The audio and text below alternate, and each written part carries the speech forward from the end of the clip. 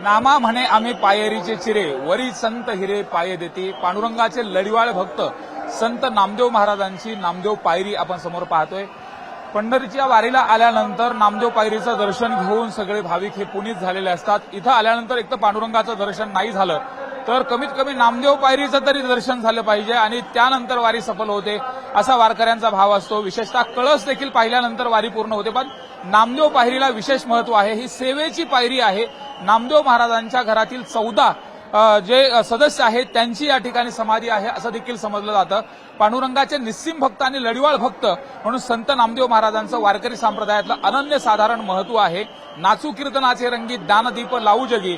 कीर्तनामध्ये नाचून ज्ञानाचा दीप लावण्याचं काम हे संत नामदेवांनी केलेलं होतं। विशेषतः महाराष्ट्रापासून पंजाबाच्या भूमीपर्यंत जाऊन नामदेव महाराजांनी वारकरी संप्रदायाची भगवी पताका पंजाबपर्यंत घेऊन जाण्याचं काम केलं होतं आणि त्याच नामदेव पायरीचं दर्शन घेण्यासाठी वारकरी आज प्रत्येक वारकरी या ठिकाणी येत असतो। आता नामदेव पायरी गर्दीच्या निमित्तानं नामदेव पायरीचं प्रत्यक्ष दर्शन घेता येत नाही, मात्र समोरून नामदेव पायरीचं दर्शन घेण्यासाठी येतात। आपल्यासोबत पुजारी आहेत। काय विशेष महत्व आहे या आषाढी वारीमध्ये नामदेव पायरीच्या दर्शनाचं? पहिला जय हरी। महाराष्ट्राच्या आराध्य दैवत श्री विठ्ठल रुक्मिणी माता साष्टांग नमस्कार।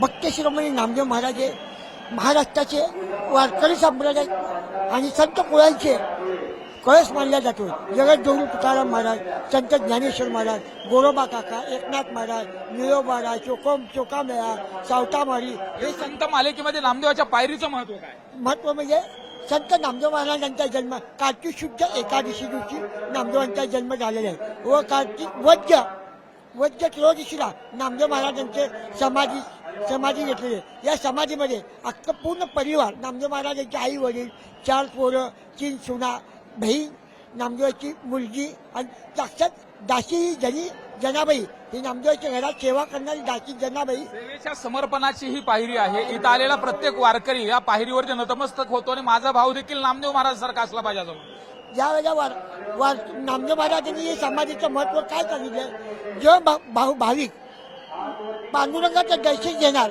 दर्शन घ्यायच्या अगोदर माझ्या पायरीवर माझ्या मस्तकावर पाय ठेवून पांडुरंगाचं दर्शन करायला जावं ही नामदेवांनी ही समाधी मागितलेली आहे।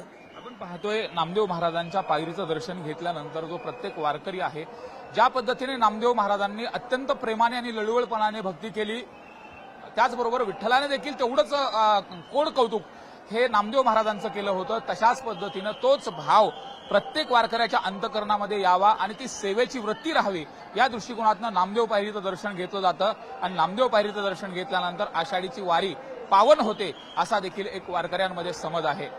व्हिडिओ जर्नलिस्ट हर्षद गोरकासह सुरेश जाधव, न्यूज 18 मराठी, नामदेव पायरी।